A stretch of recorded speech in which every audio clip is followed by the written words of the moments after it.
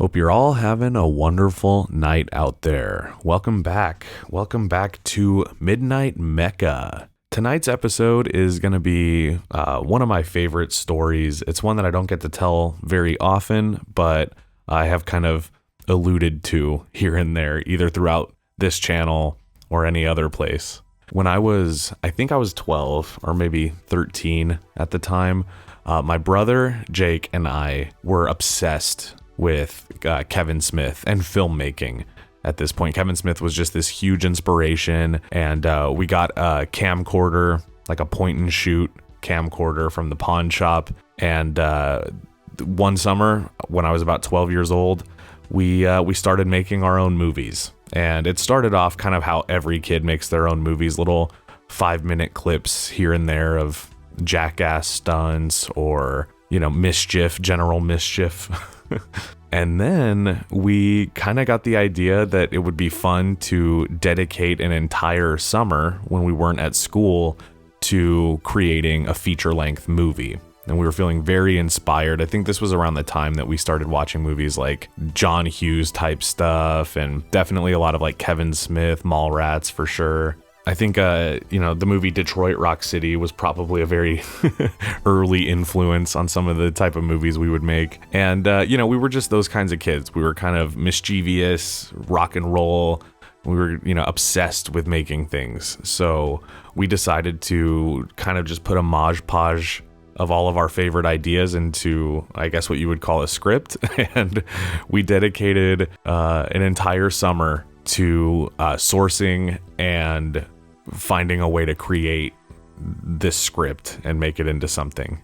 And so that's what this story is going to be about, because it's kind of a success story in a way, and also very much not a success story in some ways. So like I said, I was about 12 years old, maybe 13, and my brother Jake was 14, maybe 15. And the first thing we did was look for other people we could cast in our movie, because, we were no 12 Angry Men. We couldn't just make a movie in one room and be happy. We had to try to make our version of all of our favorite movies. And so that's what we did. So the first thing we did was we reached out. We had a great network of cousins around our age. So we reached out to anybody, friends, family who might want to be in it. And we did secure a pretty sweet cast. So the idea for the story basically is a movie, I guess, about friendship. It was kind of just a coming of age underdog movie about learning to fit in on your own terms and kind of do it the right way, and not the way that, that classic Americana films make it look. You can't just join the football team and all of a sudden you're some cool guy. So we got my brother Jake playing one of the lead roles. And, for the life of me, I cannot remember the characters' names. I'm almost certain that only one or two people, three people max in the movie had names. So if that's any indication of what was important to us in making that movie, character development was probably not one of those things, at least not for these characters. So my brother Jake and our cousin Johnny, who was about the same age as us, they played these two kind of, if this was freaks and geeks, these dudes would have been the freaks. They were kind of burnouts, and they were cutting class. They never went to school. They kind of slept in, lived in a shack, didn't shower. They were just the kind of people that I probably would have thought were very cool at that age. And then there was me, and I played a character who was the opposite of that. I was kind of bullied. I was your classic high school geek, although at the time I think I might have even been in middle school. I'm not really sure. Anyway, the plot would be that these two guys would see me getting bullied and feel a little bad for me, but also just have nothing better to do than to, take me under their wing and introduce me to pot and drinking and porn mags. And I think that this movie, ultimately kind of had the flavor of the 1970s. We didn't do that on purpose, but I think all of us were kind of in that phase aesthetically for sure. So all of our clothes, A lot of the music, a lot of that stuff was very mid to late 70s in style. So I think the movie, like for us when we were making it, we kind of just went with that, sort of like that Napoleon Dynamite approach where it takes place now, but in a place that seems kind of disconnected from the rest of the world in time. And this was perfect because we shot the entire thing in a very small town in Central Point, Oregon, which if you are not familiar with the southern side of Oregon, it's very rural as it is, a lot of forest, country, you know, and we filmed the entire thing there, and it felt perfect because, you know, that was especially at the time, a town that was very behind the times. Everything felt like it was in a time capsule from the 80s, you know? So we had like, you know, a loose script. We had a couple of, you know, cousins on board. This was essentially a family affair. I mean, we had almost everybody involved was either a friend. In fact, everybody involved was either a friend, but mostly family. So it started off kind of, the first day that we filmed, it started off kind of, you know, loose in structure. We were just kind of goofing off with the camera, getting a feel for things, but we did have an idea for how we wanted to shoot, and we mostly shot the movie chronologically, and that was just out of, you know, a lack of resources and not having enough resources to properly edit this movie. So we shot most of it in sequence. And we started with the first scene of the movie, which was to be our two kind of stoner burnout guys, played by my brother and my cousin, waking up very late for school and kind of taking their time to get there. And we're supposed to see, you know, the kind of life that these two guys live. And it was pretty standard stuff, you know. But the fun part was making the effects to sell this stuff. Because mind you, when you're a 12-year-old and a 13 or 14-year-old and a 15-year-old, you don't have access to some of the things that you're trying to portray on screen, especially when you have two people that are meant to be stoned and drunk all the time, you know, as high school kids. So in order to do that, we did have to get very creative. Now, also with a point and shoot camera, it's not like it is today, where today if I wanted to make a movie, I could film the majority of it and then just put whatever I want in post. I can add smoke effects, or I can add, you know, if I wanted to do a trip sequence, I can add some lens flares and color grading and lens warps. And these are things that now with editing are very simple and can be done easily. But in these days, and with what we had, none of that was an option. And even if it would have been, we wouldn't have known, you know. This was kind of our first go round. And the one thing that we did know was that we liked our idea and we were all very passionate about making this thing. So that was what we went with. That was enough. So in order to kind of shoot the opening scene, we filmed it in our actual bedroom, which was perfect. So summers we spent in Oregon, and during that time we shared a room, had like two beds, and it was decorated very rock and roll. You know, it looked like you would have walked into a teenager's room from 1981. So it was perfect. And in order to make it look like they woke up in a haze, we wanted to make the room look smoky. And of course, you know, we weren't smoking cigarettes, we weren't smoking weed, we were just kids that wanted to look like we were doing all these things. So we go into the bathroom and we get like this industrial size Costco the container of baby powder or foot powder or something like that. And we go into the room and we just let it rip. We're throwing it all over the room to make it look hazy and smoky, and we're breathing in all of that dust and we're loving it the whole time, not even thinking about who knows what that did to us long term. It was probably worse than just filling the room with smoke. But we did things like that all the time in order for us to get kind of the results that we needed in camera. We had to do a lot of, you know, what I would call now ghetto practical effects. We made things happen with the things that we had. Another example of this is, and this was over a year later. This movie took us like 2 years, and we'll get there. But one of the great practical effects that we had to do was a scene where one of the stoners, my brother Jake's character, he like ingests a laxative or something like that, something that just gives him the runs really bad. And we had to have him go into a bathroom and have no stalls available. So he had to essentially had to shit in a urinal. And in order to film this in a public bathroom, that was like another challenge, another hurdle to get over. But by the time we secured a couple of different locations that we were able to spend all day filming in. And one of them was a clubhouse, kind of like a common area at an apartment complex in Vancouver, Washington, right near Portland.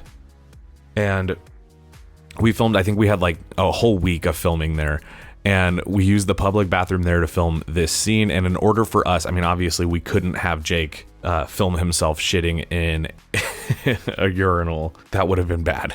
So instead, we took some coffee grounds, like things that didn't smell offensive, right? Like coffee grounds, it's a potent smell, but it's pleasant, you know, for the most part. So we took like some coffee grounds and like mixed it up with like some, you know, I don't know, milk or something, and just made it look like what you would imagine diarrhea might look like. And we used it as like paint for the inside of this urinal and around it, and we just kind of spackled it everywhere. And the scene came out very funny.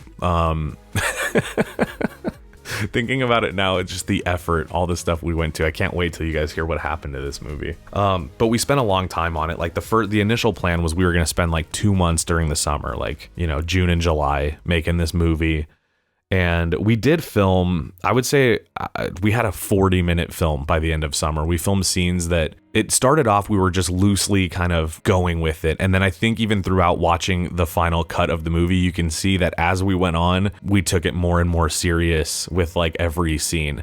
There was one scene where we did like a trip sequence, and we went all out for that with lighting. That was maybe the only thing that we invested really any money into. And it was fun. We had Jake like in a leprechaun costume, just fully tripping, and it was hilarious, and it was so much fun. But you know, we had this kind of collection of scenes, but we did not have an ending. And by the end of summer, there were, you know, it's hard to make a movie, and it takes a lot of time also. Even, you know, doing it on a very small micro scale like this, it's a big project to dedicate time to in general, even if it sucks. And but we did it, and but we realized we didn't really have an ending. There was no catharsis. There was really no arc. It was essentially you had this bullied kid get kind of taken in by these, you know, reject kids, and then just the three of them learn that they're not alone because they have each other, and so in that way they're not rejects.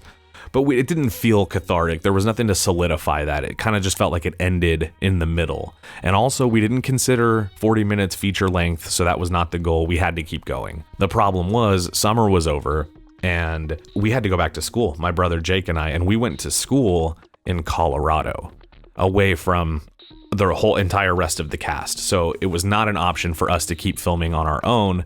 It just wouldn't have made any sense. So we had to wait until that winter. So we made it it was like we stopped filming in, let's say, early August, and we waited until like Christmas, New Year's time to go back and finish it. The weather was completely different. It might have even been like the following winter. It might have we might have spent that whole year editing it and gone back. I really don't remember, but it took a long time. But one winter we're back, and we had to kind of pick up right after we had filmed. Like the last scene we filmed was this epic party scene, and that's probably the scene that I'm the most proud of. One, it was the scene where I had the most to do. I was meant to kind of be, I don't know, showcase. The stoners kind of gave me this glow up, you know, where they give me like, you know, a cooler haircut and like teach me how to smoke and, you know, that kind of it's so stupid, but that kind of thing. And then this party was kind of my re-entry into the social circle, you know, and I was supposed to like meet a girl and, you know, beat up my bully. And so it was a fun scene, and we filmed it, and I did all those things, which was cool. But it was a great scene, and we had a lot of fun making it, and it felt like a wrap on the movie when we finished filming it, which was nice. But then watching it back, there was just no definitive ending. So we wanted to add like another 4 or 5 scenes, just like, you know, another 20 minutes to the movie to kind of flesh out whatever could have happened. So we did that, and we added some new cast members that would come in for the final act, and a kind of a prelude. There was a little bit of a time jump. It got a little confusing, to be honest. Okay, the continuity was not perfect, but what do you want, you know? We saw a couple of Clerks movies and wanted to make our own Clerks movie. That's basically what that is. So we filmed this kind of ending where the three main cast, the characters, we realized that, we're all friends. We're not outcasts. If anything, we've become brothers through all of this experience and getting to know each other and changing throughout the process. So we wanted to end it with something definitive. So the three of us get our own apartment. It's like, these two guys, they were basically 18 in the movie, so they get their own place. They drop out of high school, and I drop out of high school and go with them. And in the movie, we were just meant to be living in our own place, goofing around, not taking anything seriously, and in the process of our dickhead landlord trying to evict us. Now, if this sounds like we made a sequel to our first movie and then just added it to the first movie, that's exactly what this is. We basically made a sequel and then realized that it just worked as an ending to this whole saga. So we ended up with like a 2-hour well, we cut it down. I'd say probably an hour and 40 minutes of a complete story. It felt like watching a saga. And we got so excited because between the filming, the editing, there was times we had to go into grocery stores and get permission to film there. There were times we had to talk to the cops. There was one time we had to have a bottle of pills and a bottle of beer in a scene, and we couldn't get either one as kids. So we had a pill bottle full of Red Hots, like hot tamales, and then we had a beer bottle full of piss. Now you could say, why didn't you guys use apple juice or tea or anything else? And to that I say it's because we had to dig a beer bottle out of someone's recycling can and make it look like there was beer in it on the spot, okay, to make this movie happen. And those are the kinds of things you do when you're a stupid fucking kid. Well, wouldn't you believe it, some of the neighbors saw us doing these things and they called the police, and then the cops come. They think that we're just a couple of Okies walking around drinking beer and popping pills. We tell them, what's going on, and they did tell us that it was basically the ultimate cease and desist. They were like, you have to go play with your piss in your own backyard, basically.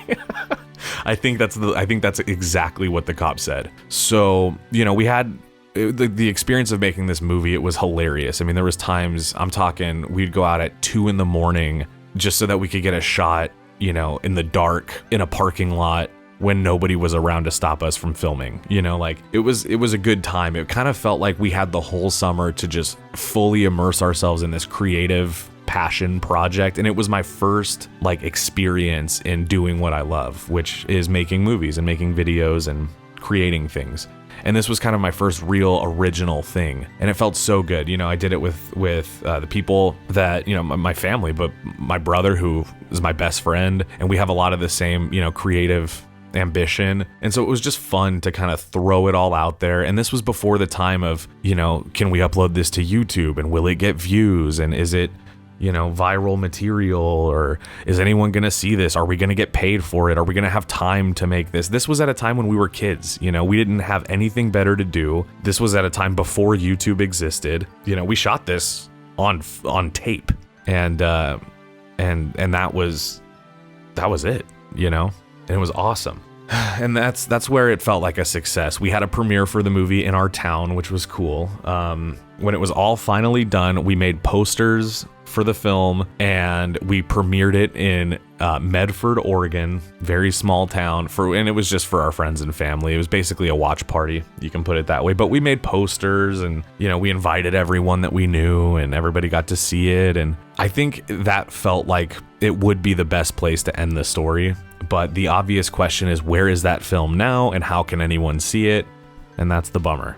That is the real bummer of the story. So somewhere along the lines, we kept creating things. This is the thing. This movie kicked off what would become just us constantly filming everything, upgrading our cameras. We went from this to music videos to comedy sketches, and we did it all. And then as YouTube kind of became a thing, well, here I am, I pretty much started YouTube at the beginning, just making these videos and uploading them. And then, after a million different iterations of reinventing myself on YouTube, I landed pretty much doing the same thing.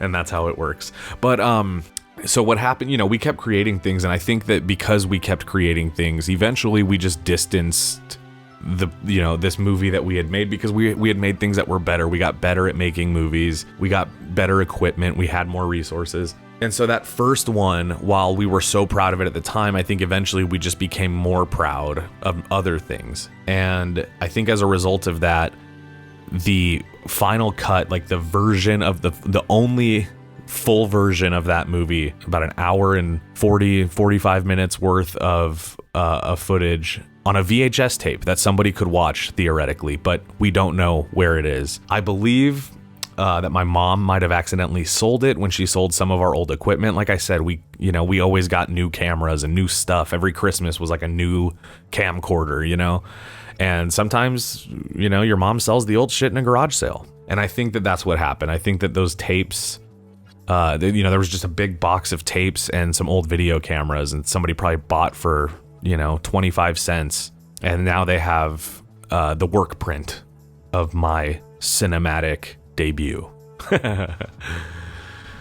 So it is sad. I probably will never get to see the movie again, although my brother and my cousin and I have talked about, we talk about the movie all the time. And every time we see each other, we do kick around the idea of either remaking it, but good this time, or just doing a sequel as if the first one did exist and just go with it, or a reboot, I don't know. But it's one of those projects that I think it had a huge hand in defining me as like a creator, as pretentious as that sounds, but like it taught me a lot about like what I'm into and like what I like to do. And it especially taught me a lot about, things that came in handy down the road, camera equipment and lighting and how important good audio is, that kind of stuff, So between all the injuries and getting kicked out of places and beer bottles filled with piss and, inhaling baby powder, between all of that, I still consider this to be, it's like one of those, and now that the movie doesn't exist anymore, it's like a legend,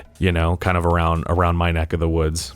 It's kind of one of those like mythological, stories of old. But that's my story. The movie was called War Pigs, after the Black Sabbath song. By the way, I think I forgot to mention that. And unfortunately, it doesn't matter because you'll never see it. And I will never see it again. But that's my story for tonight, everybody. And for everybody out there that is listening tonight, I hope you have a wonderful, relaxing rest of your evening. It's a nice, stormy night out here. It's a perfect night for a good movie. So I'm probably going to get out of here and do that. But if you guys enjoyed this story, let me know. I've got plenty more, and I enjoy doing this. So have a great night. From Midnight Mecca, I'm out.